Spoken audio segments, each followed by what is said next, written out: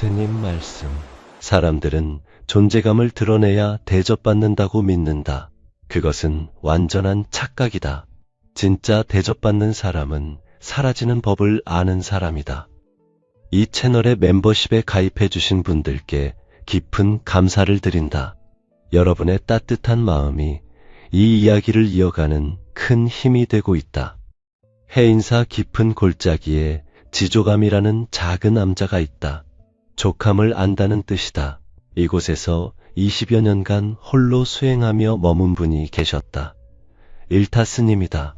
스님은 13세에 출가하여 일평생을 참선정진과 중생교화에 바쳤고 계율과 선과 교를 아우르는 드문 수행자였다. 태백산 도소람에서 6년간 홀로 용맹정진하여 깨달음을 이루신 분이기도 하다. 가슴에는 태양을, 입가에는 언제나 미소를 띄우고 찾아오는 이들에게 희망과 용기와 기쁨을 주었기에 사람들은 스님을 자비보살이라 불렀다. 그런데 이 스님이 주석하던 암자의 이름이 왜 하필 지조감이었을까? 여기에 오늘 이야기의 핵심이 있다. 일타 스님은 이런 말씀을 하셨다. 만족을 알고 살면 땅에 누워도 마음이 편하고 만족을 모르면 천궁에 있어도 마음이 편치 않는 것입니다. 땅에 누워도 편안한 사람과 천궁에 있어도 불안한 사람. 그 차이는 무엇인가? 가진 것의 많고 적음이 아니다. 족함을 아느냐 모르느냐의 차이이다. 족함을 아는 것. 그것은 단순히 적게 가지고 사는 것이 아니다. 자신을 드러내지 않는 것이다. 보여주려 하지 않는 것이다. 과시하지 않는 것이다. 그리고 때로는 의도적으로 사라지는 것이다. 우리는 이 시대에 거꾸로 살고 있다. 무엇이든 보여주려 한다. 자식에게 이만큼 해주었다고 보여주려 하고, 이웃에게 이만큼 가졌다고 드러내려 하고, 세상에 이만큼 성공했다고 과시하려 한다. 그런데 정작 그 결과는 무엇인가? 보여줄수록 가벼워진다. 드러낼수록 존경은 사라진다. 과시할수록 사람들은 떠나간다. 이 역설을 깨달아야 한다. 인생 후반에 들어선 사람이라면 이제는 과시의 삶에서 벗어나야 한다. 과시 대신 침묵을 선택하라. 드러냄 대신 사라짐을 선택하라. 이것이 인생의 고수들이 걷는 길이다. 이것이 지족의 참뜻이다. 일타 스님에게는 한 가지 놀라운 사연이 있다. 스님의 친가와 외가를 합쳐 무려 41명의 가족이 출가한 것이다. 부처님 열반 이후 한 집안 출가 기록으로는 세계적으로 유례가 없는 일이다. 외할아버지가 출가하고 외삼촌들이 출가하고 어머니가 출가하고 아버지가 출가하고 마침내 어린 스님까지 통도사에 들어갔다. 온 가족이 세속의 것을 모두 내려놓고 떠난 것이다. 이 이야기가 왜 중요한가? 41명이 출가했다는 숫자보다 더 중요한 것이 있다. 그들이 세속에서 가졌던 재산, 명예, 관계, 지위를 모두 놓아버렸다는 사실이다. 그 놓아버림이 그들을 자유롭게 했고 그 자유로움이 그들을 참된 수행자로 만들었다. 우리에게도 이 놓아버림의 지혜가 필요하다. 물론 출가하라는 뜻이 아니다. 세속에 살면서도 마음의 출가는 할 수 있다. 과시를 내려놓고 집착을 내려놓고 보여주려는 욕구를 내려놓는 것. 그것이 세속의 출가이다. 어떤 사람이 일타 스님께 물었다. 스님, 제가 힘들게 이룬 것들을 주위 사람들에게 이야기하면 오히려 관계가 멀어지는 것 같습니다. 왜 그렇습니까? 스님은 답하셨다. 그대가 입을 열어 자랑하는 순간 그것은 이미 그대의 것이 아니게 된다. 복은 감추어야 복이다. 드러내는 순간 복은 새어나간다. 이 말씀을 곱씹어 보아야 한다. 우리 주위를 살펴보라.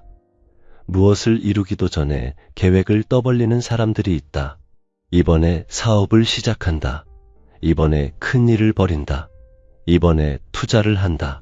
입으로 먼저 말해버리면 어떤 일이 벌어지는가? 말하는 순간 이미 한 일처럼 느끼게 된다. 뇌가 착각을 일으키는 것이다. 아직 한 발자국도 내딛지 않았는데 이미 결승선을 통과한 것 같은 허상에 빠진다. 그러니 실행할 힘이 사라진다. 동력을 잃는 것이다. 이것은 현대 심리학에서도 밝혀진 사실이다. 목표를 남에게 말하면 뇌에서 보상회로가 작동하여 마치 이미 달성한 것처럼 만족감을 느낀다고 한다. 그래서 정작 실행에 옮길 에너지가 줄어든다는 것이다. 2000년이 넘은 불교의 가르침과 현대 과학이 같은 결론에 도달한 셈이다. 부처님 경전인 법구경에 이런 가르침이 있다. 어리석은 자는 자신의 선행을 떠벌리고 지혜로운 자는 침묵 속에서 공덕을 쌓는다. 선행도 그러한데 하물며 아직 이루지도 않은 계획을 떠벌리는 것은 어떠하겠는가. 입을 닫아야 한다. 계획은 가슴에 묻어두어야 한다. 결과로 말해야 한다.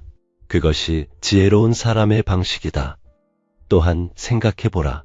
내가 좋은 일이 생겨 기뻐하며 주위에 알리면 모든 사람이 진심으로 축하해 주는가? 사람의 마음속에는 시기와 질투라는 어두운 그림자가 있다. 이것은 나쁜 사람만의 문제가 아니다. 인간이라면 누구나 가지고 있는 본능이다. 불교에서 말하는 삼독 가운데 하나인 탐욕의 또 다른 얼굴이다. 내가 잘 되는 모습을 보면 겉으로는 축하한다 하면서도 속으로는 불편해하는 사람이 반드시 있다. 그 불편함이 쌓이면 나를 향한 보이지 않는 부정적 기운이 된다. 이것이 바로 시기의 독이다. 그러므로 복이 왔을 때, 좋은 일이 생겼을 때, 성공의 열매를 거두었을 때 그것을 감추는 것이 자신을 보호하는 방패가 된다. 동양의 오래된 지혜는 이를 잘 알고 있었다. 노자는 말했다. 물고기가 깊은 연못을 떠나서는 안 된다. 물고기가 수면 위로 올라오면 어떻게 되는가? 잡힌다. 우리의 복도 마찬가지이다. 깊이 감추어 두어야 안전하다. 드러내는 순간 위험해진다. 복을 감추고 성공을 드러내지 않고 조용히 자기 길을 가는 것. 이것이 진짜 고수의 처세이다.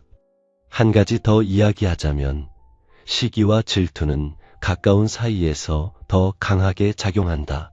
전혀 모르는 먼 나라 사람이 성공하면 부럽기는 해도 시기하지는 않는다.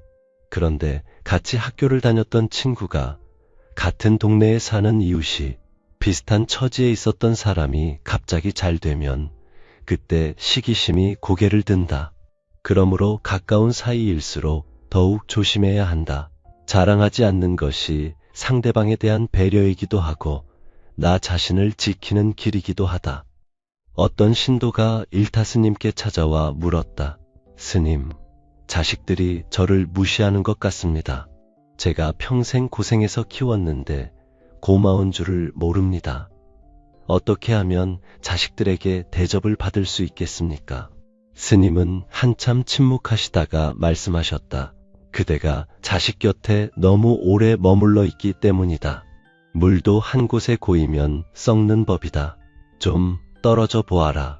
그대가 보이지 않을 때 비로소 그대의 빈자리가 느껴질 것이다.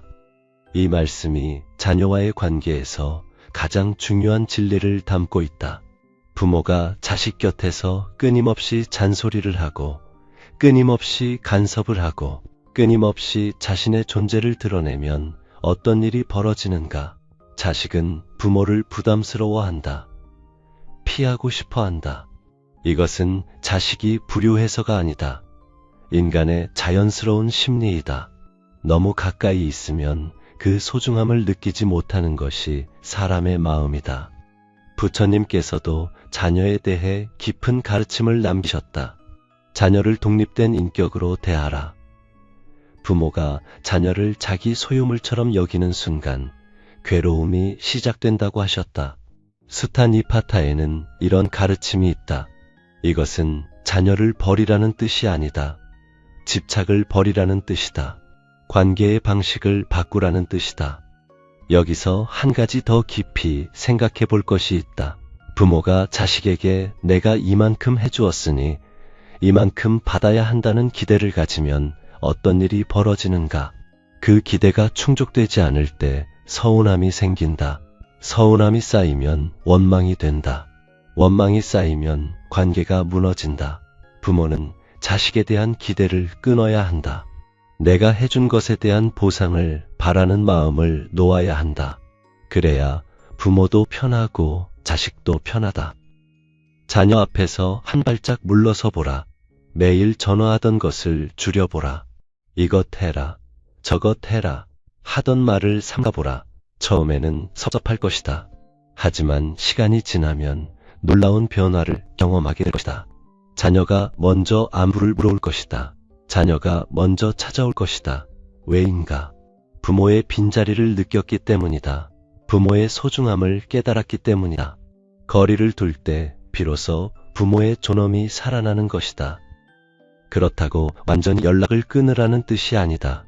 적절한 거리감이 중요한 것이다. 너무 가까워도 문제이고 너무 멀어도 문제이다.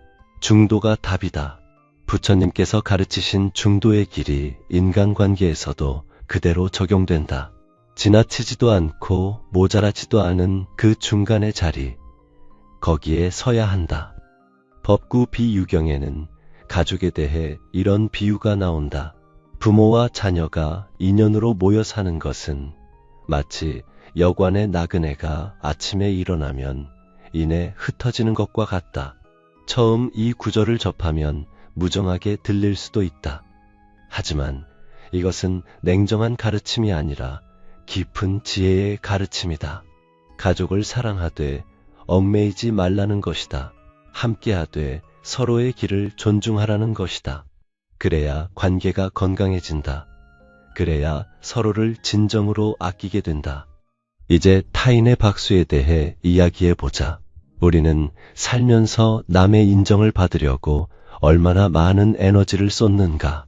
직장에서, 모임에서, 가정에서, 심지어 길거리에서까지 우리는 남의 시선을 의식하며 산다.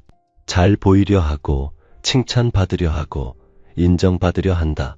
그런데 남의 박수에 의존하는 삶은 결국 나를 잃어버리는 삶이다. 어떤 수행자가 일타스님께 여쭈었다. 스님, 세상 사람들의 평가가 두렵습니다. 칭찬을 받으면 기쁘고 비난을 받으면 괴롭습니다. 어떻게 해야 이 흔들림에서 벗어날 수 있겠습니까? 스님은 답하셨다. 칭찬과 비난은 같은 뿌리에서 나온 두 개의 가지이다. 하나를 잡으면 다른 하나도 따라온다. 둘 다 놓아야 한다.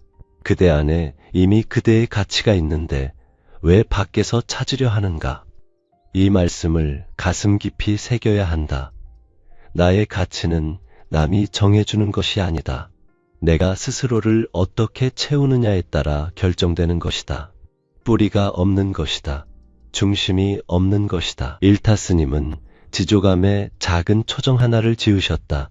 다듬지 않은 자연 그대로의 나무를 기둥으로 세우고 무릎 높이만큼의 마루를 놓고 산죽으로 지붕을 덮은 소박한 정자였다. 스님은 그 초정의 이름을 유여정이라 지으셨다. 여유가 있는 정자라는 뜻이다. 스님은 말씀하셨다. 바쁜 중에 여유가 있는 것이 좋겠어. 이 한마디에 스님의 삶의 철학이 녹아있다. 바쁘게 살되 여유를 잃지 않는 것, 열심히 살되 조급하지 않은 것, 이것이 지족의 삶이다. 우리에게도 이런 유여정이 필요하다. 물리적인 정자가 아니라 마음속의 정자이다. 세상이 아무리 시끄럽고 바쁘더라도 내 마음속에 조용한 정자 하나를 지어놓고 때때로 그곳에 가서 홀로 앉아 쉬는 것이다. 남에게 보여주기 위한 것이 아니라 순전히 나를 위한 공간이다. 이 마음의 정자에 앉아 있으면 남의 시선이 아무런 의미가 없어진다. 칭찬도 비난도 그저 바람에 실려 지나가는 소리일 뿐이다. 그러므로 타인의 박수에 의존하는 삶을 멈추어야 한다. 남에게 보여주기 위한 삶이 아니라 나를 위한 삶을 살아야 한다. 아침에 일어나 산책을 하고 좋은 책을 읽고 몸을 움직이고 조용히 명상을 하라. 이 단순한 일상이 나를 채우는 시간이다. 남이 모르는 곳에서 나를 가꾸는 시간이야말로 가장 값진 시간이다. 불필요한 인간관계를 정리하는 것도 중요하다. 우리는 살면서 얼마나 많은 관계를 붙잡고 있는가? 의무적인 모임, 형식적인 만남, 마음이 가지 않는데 억지로 유지하는 관계. 이런 것들이 쌓이면 그것은 짐이 된다. 에너지가 새어나간다. 나를 위해 쓸 힘이 남지 않는다. 이사를 하려고 짐을 챙기다 보면 생각지도 못한 물건들이 쏟아져 나온다. 처음에는 다 필요한 것 같아서 사들이고 들여놓은 것이지만 살다 보니 점점 의미는 사라지고 공간만 차지하는 것이 얼마나 많은가. 인간관계도 마찬가지이다. 처음에는 좋아서 맺은 관계이지만 시간이 흐르면서 서로에게 짐이 되는 관계가 있다. 그런 관계는 정리해야 한다. 물건처럼 쌓아두면 마음이 무거워진다. 그렇다고 사람을 함부로 끊으라는 뜻이 아니다. 관계를 정리한다는 것은 상대방을 미워하거나 버리는 것이 아니라 마음의 무게를 덜어내는 것이다. 만나면 즐겁고 떨어져 있어도 편한 관계가 좋은 관계이다. 만나면 피곤하고 떨어져 있으면 죄책감이 드는 관계는 돌아볼 필요가 있다. 요즘 세상에서는 누구나 전화기 하나를 손에 쥐고 산다. 아침에 눈을 뜨면 가장 먼저 화면을 들여다본다. 남들이 무엇을 먹었는지, 어디에 갔는지, 무슨 옷을 입었는지 쉴 새 없이 확인한다. 그리고 나도 무엇을 먹었는지, 어디에 갔는지, 무엇을 했는지 올려놓는다. 이것이 우리에게 무엇을 주는가? 잠깐의 만족감 뒤에 오는 것은 공허함이다. 비교의 고통이다. 시기의 독이다. 남의 화려한 일상을 들여다보면서 나의 평범한 일상이 초라하게 느껴진다. 남의 자식 자랑을 보면서 나의 자식이 부족하게 느껴진다. 남의 여행 사진을 보면서 나의 처지가 서글퍼진다. 이 모든 것이 비교에서 오는 고통이다. 그런데 이 비교의 고통을 왜 스스로 자초하는가? 화면을 들여다보기 때문이다. 그러니 화면을 내려놓아라. 남의 일상을 엿보는 시간에 나의 일상을 가꾸어라. 이런 것들을 정리해야 한다. 불필요한 관계를 줄이고 쓸데없는 정보의 홍수에서 벗어나야 한다. 그래야 자신만을 위한 에너지가 확보된다. 마치 나무가 겨울의 잎을 모두 떨어뜨려야 봄에 새움이 트는 것처럼 불필요한 것을 비워야 새로운 것이 들어설 자리가 생긴다. 침묵에 대해 더 깊이 들어가 보자. 침묵은 단순히 말을 하지 않는 것이 아니다. 침묵은 내면의 힘을 기르는 수행이다. 말을 많이 하면 기운이 새어나간다. 불필요한 말을 하면 오해가 생긴다. 자랑의 말을 하면 시기를 부른다. 원망의 말을 하면 업을 짓는다. 말은 한번 입 밖으로 나오면 주워 담을 수가 없다. 화살은 쏘고 나면 돌아오지 않는다. 말도 그렇다. 한마디의 말이 사람을 살릴 수도 있고 죽일 수도 있다. 그러니 말을 꺼내기 전에 그 말의 의미와 그 말이 초래할 결과를 깊이 생각해야 한다. 침묵이 때로는 가장 강력한 대화가 될 수 있다. 일타스님의 개송 중에 이런 것이 있다. 문을 여니 꽃이 웃으며 다가오고 광명이 천지에 가득 넘치는구나. 스님은 태백산 도솔암에서 6년간 홀로 침묵의 수행을 하신 끝에 이 경지에 이르셨다. 혼자서 침묵 속에서 아무에게도 보여주지 않고 아무에게도 인정받지 않으면서 오직 자기 자신과 마주한 것이다. 그 고독한 시간이 스님을 한국 불교의 큰 스승으로 만들었다. 그런데 스님이 산속에서만 계시려 할 때 도반들과 젊은 스님들이 이렇게 말했다고 한다. 스님 같은 이가 사회 속에 왔다 갔다 하면 믿을 데가 없습니다. 또 이렇게도 말했다. 그래도 스님 같은 이가 산속에 있구나 생각해야 마음이 든든합니다. 이 말이 무엇을 뜻하는가? 보이지 않는 곳에 묵묵히 있는 것만으로도 사람들에게 힘이 된다는 것이다. 드러내지 않아도 존재감이 있다는 것이다. 이것이 바로 사라짐이 만드는 존재감이다. 일타 스님은 이 말을 듣고 마음에 들었다고 한다. 그리고 산속에 은거하니 공부가 저절로 되었다고 하셨다. 이것을 우리의 삶에 적용해보라. 모임에 나가지 않아도, 전화를 수시로 하지 않아도, 매일 얼굴을 비추지 않아도 괜찮다. 내가 나의 자리에서 묵묵히 나를 가꾸고 있으면 그것만으로 사람들은 나를 신뢰한다. 보이지 않는 곳에서 단단해지는 것, 그것이 진정한 힘이다. 여기서 중요한 것은 이 사라짐이 고립이 아니라는 점이다. 일타 스님은 6년간의 은둔 수행을 마치고 세상에 나와 수많은 중생을 교화하셨다. 해인사 주지를 역임하셨고 조계종 전계 대화상을 지내셨으며 수십 종이 넘는 저서를 남기셨다. 사라졌기 때문에 더 큰 존재감으로 돌아올 수 있었던 것이다. 전략적 사라짐이란 이런 것이다. 자신을 채우기 위해 물러나는 것이다. 더 단단해지기 위해 홀로 서는 것이다. 그리고 준비가 되었을 때 비로소 세상에 자신의 향기를 전하는 것이다. 어떤 사람이 스님께 또 물었다. 스님, 나이가 들수록 외롭습니다. 사람들과 어울려야 외로움이 줄어들 것 같은데 어울리면 어울릴수록 오히려 더 허전합니다. 왜 그렇습니까? 스님은 답하셨다. 그대가 밖에서 찾으려 하기 때문이다. 사람을 만나면 외로움이 채워질 것이라 기대하지만 그것은 잠깐의 위안일 뿐이다. 진짜 외로움은 자기 자신을 만나지 못했을 때 오는 것이다. 홀로 앉아 자기 안을 들여다보라. 거기에 그대가 찾던 모든 것이 있다. 이 말씀을 깊이 생각해 보아야 한다. 우리는 외로움을 느끼면 밖으로 달려간다.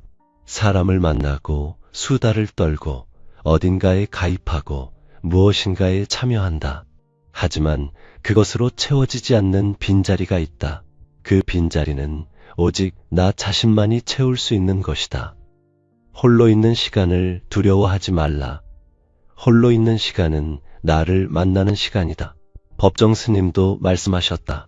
홀로 있다는 것은 물들지 않고 순진무구하고 자유롭고 전체적이고 부서지지 않음이다. 또한 고독할 수는 있어도 고립되어서는 안 된다. 고독에는 관계가 따르지만 고립에는 관계가 따르지 않는다 라고 하셨다. 고독과 고립은 다른 것이다. 고독은 선택이다. 고립은 단절이다. 우리가 추구해야 할 것은 자발적인 고독이지 강제적인 고립이 아니다. 홀로 있는 시간에 무엇을 할 것인가? 그냥 멍하니 앉아 있으라는 뜻이 아니다. 몸을 움직여라. 아침에 일어나 걸어라.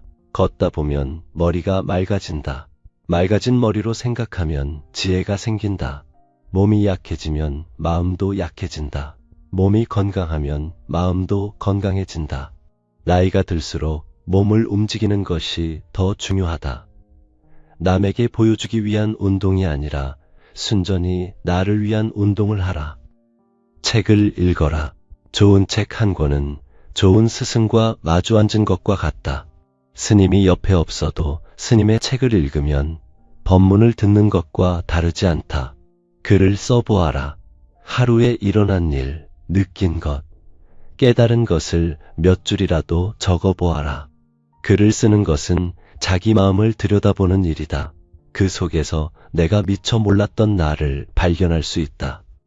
명상을 하라. 어렵게 생각할 것 없다. 조용한 곳에 앉아 호흡에 집중하면 된다. 들숨 날숨을 관찰하는 것이다. 잡생각이 떠올라도 괜찮다. 잡생각이 떠오른 것을 알아차리는 것 자체가 명상이다. 5분이면 5분, 10분이면 10분, 짧아도 괜찮다. 매일 조금씩 하면 마음이 고요해지는 것을 느낄 수 있다. 이것이 바로 보여주는 삶을 멈추고 나를 위한 공부에 몰입하는 것이다. 이 시간이 쌓이면 내 안에서 무엇인가가 자라난다. 그것은 남에게 보여줄 수 없는 것이지만 남들이 저절로 느끼게 되는 것이다. 내면의 깊이가 깊어지면 말을 많이 하지 않아도 사람들이 그 깊이를 감지한다. 그것이 품격이라는 것이다. 어떤 수행자가 일타 스님께 물었다.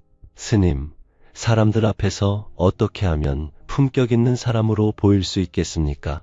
스님은 빙그레 웃으시며 답하셨다. 보이려고 하면 이미 품격이 아니다.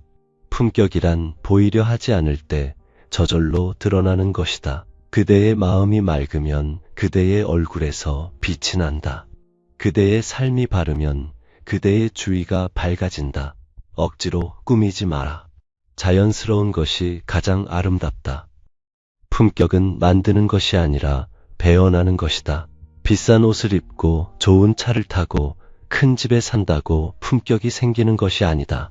침묵할 줄 알고 물러설 줄 알고 자기 자리를 지킬 줄 아는 사람에게서 자연스럽게 풍기는 향기, 그것이 품격이다. 이것은 겉으로 꾸밀 수 있는 것이 아니다. 안에서부터 우러나오는 것이다. 여기에 또 하나의 일화를 들려주고 싶다. 한 거사가 일타 스님을 찾아왔다. 그 거사는 사업에 크게 성공하여 재물이 많았다. 그런데 표정은 어두웠다. 스님께 말했다. 스님, 저는 원하는 것을 다 가졌습니다. 그런데 왜 이렇게 불안합니까? 가진 것을 잃을까봐 잠이 오지 않습니다. 스님은 답하셨다. 그대가 가진 것이 그대를 가지고 있기 때문이다. 주인이 물건을 부리는 것이 아니라 물건이 주인을 부리고 있다. 소유가 많아질수록 두려움도 많아지는 법이다. 줄여라, 비워라. 그러면 편해진다. 이 이야기는 우리 모두에게 해당한다. 가지면 가질수록 불안해지는 것이 소유의 역설이다. 재물만이 아니다. 명예도, 인간관계도, 심지어 정보도 너무 많으면 짐이 된다. 줄이고 비우고 정리해야 마음이 가벼워진다. 명심보감에 이런 가르침이 있다.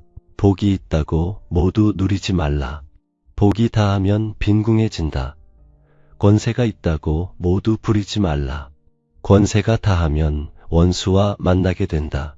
복이 있거든 늘 아끼고 세력이 있거든 늘 겸손하라. 있을 때 아끼고 있을 때 겸손하라는 뜻이다. 이것이 오래도록 복을 유지하는 비결이다. 인생 후반의 고수들은 이 이치를 안다. 그래서 조용해진다. 드러내지 않는다. 떠벌리지 않는다. 대신 자기 안을 채운다.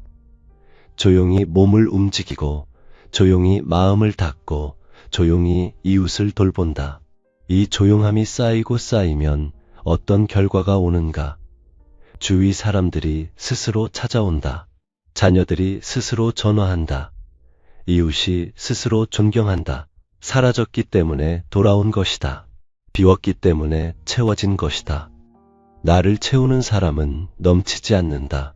넘치지 않으니 과시할 것이 없다. 과시할 것이 없으니 조용하다. 조용하니 주위 사람들이 편안하다. 편안하니 존경이 따른다. 이것이 지족의 삶이 만드는 선순환이다. 반대로 생각해보라. 끊임없이 자랑하는 사람 옆에 있으면 어떤가? 피곤하지 않은가? 멀리하고 싶지 않은가? 그런데 자랑하는 당사자는 자기가 대단해 보일 것이라고 착각한다. 자랑할수록 사람은 멀어진다는 이 단순한 이치를 왜 모르는가?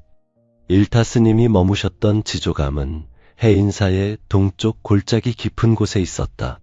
사람들이 쉽게 찾아올 수 있는 곳이 아니었다.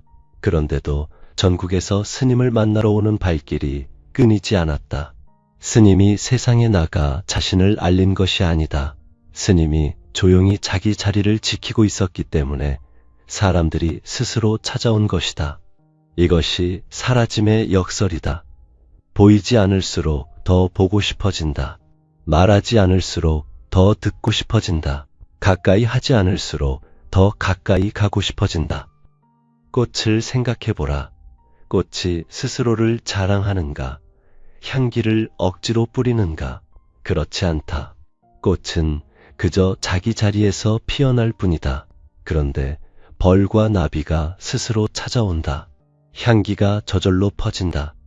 우리도 그렇게 될 수 있다. 내가 내 자리에서 묵묵히 피어나면 된다. 억지로 향기를 뿌리지 않아도 된다. 내면의 향기는 저절로 퍼지는 법이다. 이제 정리해보자. 인생 후반을 지혜롭게 살기 위해서는 다음과 같은 마음가짐이 필요하다. 계획을 미리 떠벌리지 말라. 입을 닫고 실행으로 보여라. 복과 성공은 감추어라. 드러내는 순간 시기의 독이 밀려온다. 자녀에게 너무 가까이 다가서지 말라. 한 발짝 물러서야 부모의 존엄이 살아난다. 타인의 박수에 의존하지 말라. 나의 가치는 내가 스스로를 채우는 시간 속에서 결정된다. 불필요한 관계와 정보의 홍수를 정리하라. 비워야 새 것이 들어선다. 침묵하라. 침묵은 내면의 힘을 기르는 가장 강력한 수행이다.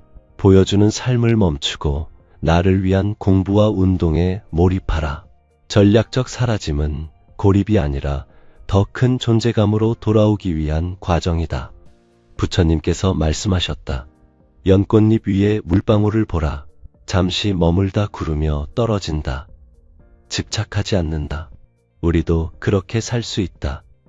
칭찬에 들뜨지 않고 비난에 무너지지 않으며 보여주려 애쓰지 않고 감추려 발버둥 치지도 않는 그 자연스러운 경지. 그것이 바로 지족의 삶이다. 일타스님이 남기신 개송을 다시 한번 떠올려 본다. 몰록 하룻밤을 잊고 지냈으니 시간과 공간은 어디로 가버렸나. 문을 여니 꽃이 웃으며 다가오고 광명이 천지에 가득 넘치는구나. 이 광명은 어디서 온 것인가? 밖에서 온 것이 아니다. 안에서 온 것이다. 6년간의 침묵과 고독 속에서 스스로를 채우고 또 채운 끝에 안에서 터져나온 빛이다. 그 빛은 아무에게도 보여주려 하지 않았는데 저절로 온 천지를 비추었다.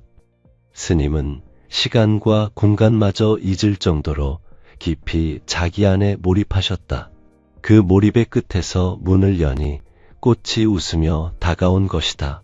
우리가 세상의 소음을 잊고 나 자신에게 깊이 몰입할 때 문을 열면 세상이 달라 보인다. 같은 풍경이 달라 보이고 같은 사람이 달라 보이고 같은 하루가 달라 보인다. 그것이 내면의 변화가 가져오는 기적이다. 우리도 그렇게 될 수 있다. 조용히 나를 채우면 된다. 보여주려 하지 않으면 된다. 사라질 줄 알면 된다. 그러면 어느 날 문을 열었을 때 꽃이 웃으며 다가올 것이다. 그 꽃은 자녀의 따뜻한 전화일 수도 있고 이웃의 진심 어린 존경일 수도 있고 내 안에서 피어나는 깊은 평화일 수도 있다. 족함을 아는 사람이 되라. 드러내지 않는 사람이 되라. 침묵할 줄 아는 사람이 되라. 만족을 알고 살면 땅에 누워도 마음이 편하다. 만족을 모르면 천궁에 있어도 마음이 편치 않다. 지금 내가 가진 것에 감사하고 지금 내 곁에 있는 사람을 소중히 여기고 지금 이 순간을 충실히 살아가라. 그리하면 세상의 모든 좋은 것들이 그대를 스스로 찾아올 것이다. 그것이 지족의 가르침이며 일타스님이 평생을 몸소 보여주신 삶의 진수이다. 이 이야기가 도움이 되셨다면 구독과 좋아요를 눌러주시길 바란다.